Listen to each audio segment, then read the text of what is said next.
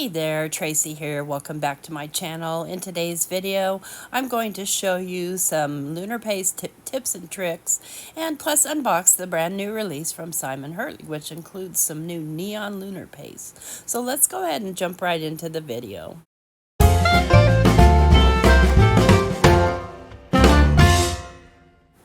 Okay, so here's what we have. Such a fun collection. So we're going to start out with these animals, and this is called Wild About You. And it's got the animal itself, and it's got a little shadow layer, and there are coordinating dies that you can get, but on the back it shows you how to put them together. And having worked with this, I'm going to recommend that you stamp the shadow first and then stamp the main layer. Then we have the Tropical Flora Peel Apart background stamp, which is gorgeous. I absolutely love this. And so it's got several parts that you can take out and stamp individually. Then we have 3 new stencils. So we have an animal print stencil, which I'm super excited about. And if you saw, I made a finger quotes, giraffe colored ink. And I made it specifically for this set. And then we've got this layering stencil, which I absolutely love, called Geo Leaves. And this one's going into my favorites pile. It's just called Intertwined. They're all favorites, but you know. Then we have brand new lunar pastes. So we have a Kiss and Tell. We have Mugshot. We have Jaded. Really love this one. Well, I love them all. We have Charming, which is a beautiful purple. We have Limelight. And then we have a brand new black Astro paste. Love, love, love. Okay, so today we are making a Halloween card. I've got some black paper and some white paper. I've got my stencil, I've got my spreader tool and my little knife tool from the Simon Hurley. I've got my Limelight and my Charming neon lunar pastes. So I'm going to be using just 2 layers of this GeoLeaf stencil. So they are meant to kind of overlap each other. And then this third one, I haven't figured that one out yet, so give me some time with that. All right, so I've got both my knife tool, my little kind of spade looking tool, and my spreader from Simon Hurley, and you can find those at Ranger. And here I have some black heavy stock cardstock also from Ranger, and I'm going to lay down my first stencil. And I'm laying it on a sticky mat, but you can use tape on the back of your stencil. You don't have to have any fancy tools here, other than this scraper. And in pure Simon Hurley fashion, I am placing my lunar paste right directly onto my spreader tool, because this layer I want to be a thin layer. I don't want it to be super thick. I don't want it to bleed through. And I'm just scraping downward until the whole thing is covered. And kind of using sort of a light hand. And friends, you see a lot of people scrape off their excess while it's on the stencil. I recommend removing the stencil from your piece, and scraping off the excess after the fact. So you can see I've got a bunch of excess on here that I can scrape off and put back into the jar. And then it makes it a lot easier to clean my stencil. And my stencil, to clean that, I'm just using water and a rag, or I'm taking it into my bathroom, and you don't see that because it happens off camera because you're not coming in my bathroom. And friends, another tip here, tamp down your jar on your surface and wipe off any excess that's around the ring. That'll help your lunar paste stay sealed better.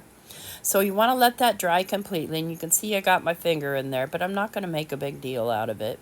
So I'm going to lay my paper back down onto my surface, and now it's not going to stick as well because it's a little bendy, but that's okay.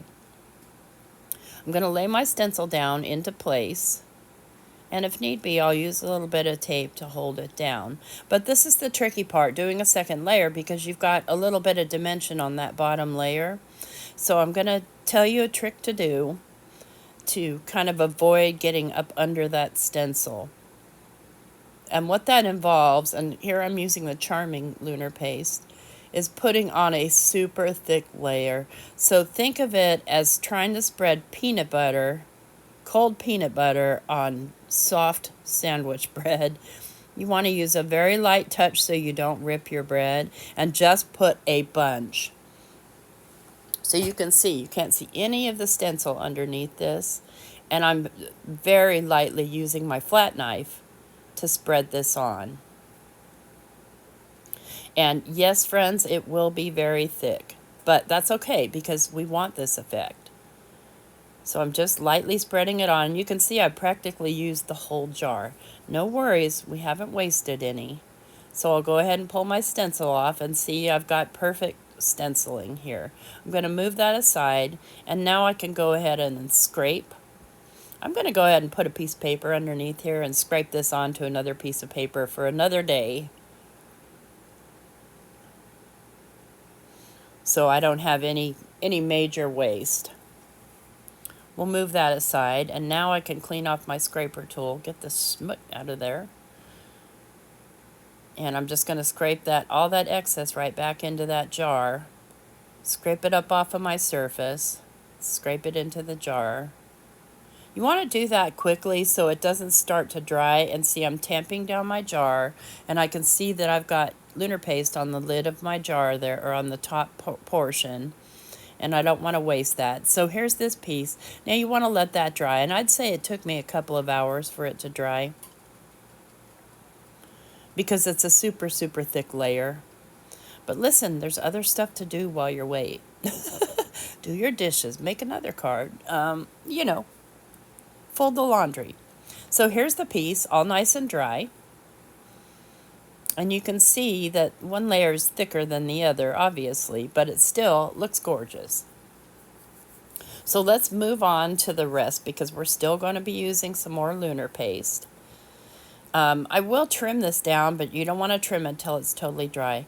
And so I've grabbed my little monsters here, just because it's, I feel like this is a Halloween card.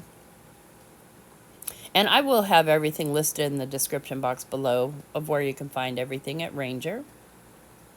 I've decided I'm going to use the little eyeball guy. And I've got my stamp platform here, and I've got a piece of Simon Hurley Stark White. And I'm going to lay my little stamp into my stamping platform. And I recommend a stamping platform for this unless you're a really good aim, which I am not. And I'm going to go ahead and stamp that down in some Distress Archival. I happen to be using black soot because it's what I have. And I'll just stamp it down pretty well. Make sure it's completely stamped down. Once you're done stamping, do not move anything out of your stamp platform. Leave the stamp where it is. Leave the paper where it is. Don't move a thing. So next up, I'm going to go clean my stamp off very carefully so I don't accidentally shift it, just because I don't want the archival ink to dry on there. Now I've got my neon lunar paste here, and I'm going to go ahead and I'm going to grab a little paintbrush and a little bit of water, and I'm just going to put some of that lunar paste down on my work surface, and I'm going to paint 2 or 3 layers right onto this little monster using my very thin paintbrush. And you want to make sure you wash that immediately. But what's going to happen when I do that is it's going to dull out my black lines, and this is why we leave this in the stamp platform. So I'm just using the lunar paste directly from my work surface there to paint in. Get around these little eyeballs. And I do have this sped up, friends, because I take my time. Take your time. Be as careful as you can. And you can see I'm going to need several layers. And here's the sad thing, is this stuff is so bright. It is in your face bright. But the camera just refuses to pick up that brightness. Camera says, nope, we don't like neon orange, not a bit. But listen, it is bright. So it's going to take several layers because I'm doing thin layers, and you let it dry between layers.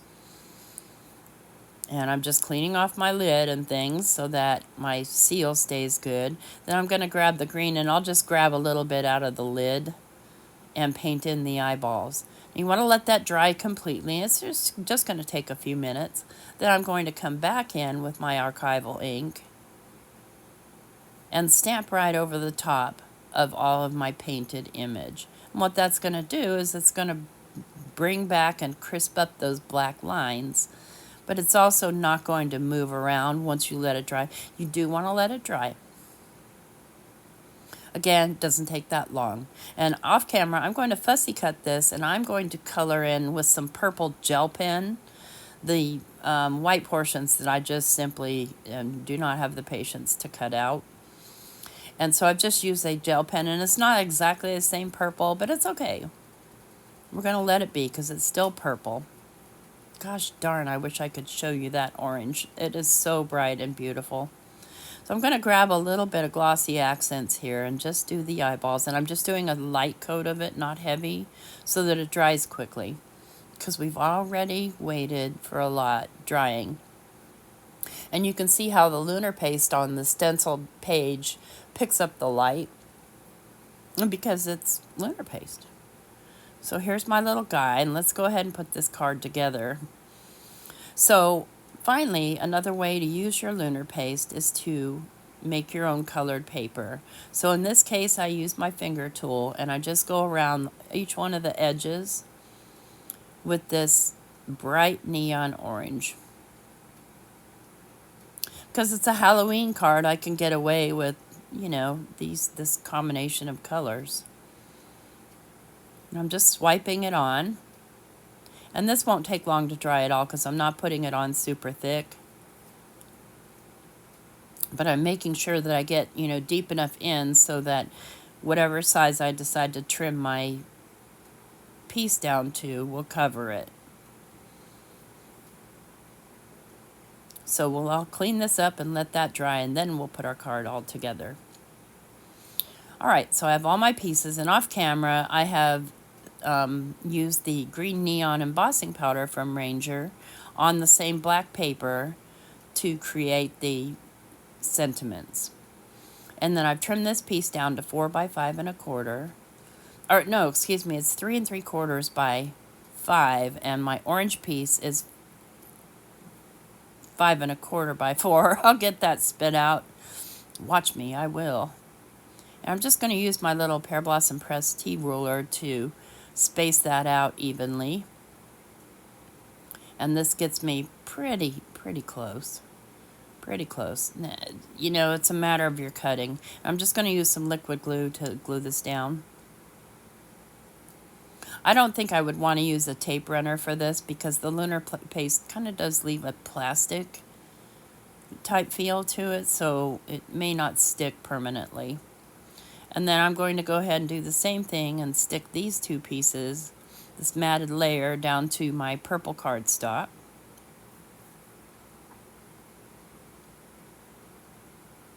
Okay, just get that nice and even on there. And I'm ready to go with my little monster, and I have a little mini action wobbler. Yeah, I may struggle with the action wobbler, it happens. And that's the clear side. So I want the clear side down on the card. So I'm going to pull up the other side, and I'm just going to decide where to stick this, and I want to make sure that I stick it where it's not sticking out. You can't see it through the sides. And then we'll just lay this little guy down, and I am going to add some extra glue because I have a bumpy surface that I'm working on. So I want to make sure this adheres really well. I'm just going to lay him right about in the middle here. Just give him a little push, and then I've got the sentiment, I only have eyes for you, part of the set of the little monsters. And then Happy Halloween, so somebody knows it's a Halloween card. And that'll complete this card. It's got all the lunar paste and shine, which is impossible almost to capture on camera. But here it is. I've got my little wobbly monster, and there's the inside of the card. It is a top folder. Okay, so I hope you like this video. If you do, please leave me a thumbs up. And if you're not already subscribed, consider subscribing to my channel and hit that notification bell so you get notified every time I upload a new video. Bye-bye.